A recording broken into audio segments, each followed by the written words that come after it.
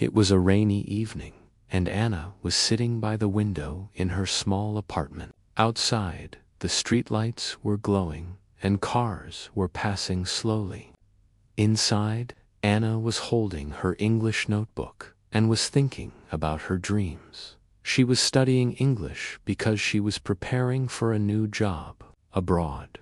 While she was reading new words, her phone was playing soft music in the background. She was repeating phrases like "I am improving every day" and "I am not afraid of mistakes." At the same time, her cat was sleeping on the wooden desk, and the rain was falling gently outside. Anna was feeling calm and was enjoying the moment. She was learning not just a language, but also patience and confidence. Later that night, while she was writing sentences, she realized something important. She was not just studying English, she was building a new future. And as the clock was ticking quietly, Anna was smiling, knowing she was on the right path.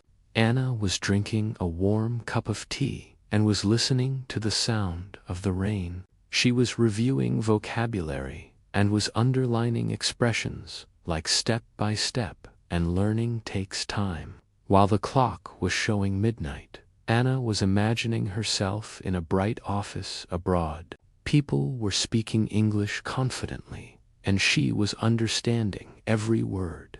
She was not translating in her head anymore. She was thinking in English, back in her apartment. The lamp was shining softly, and the pages were turning slowly.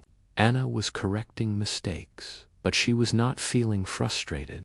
Instead, she was telling herself, mistakes are part of the process.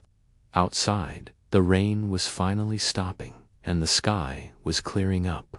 Inside, Anna was closing her notebook, feeling proud.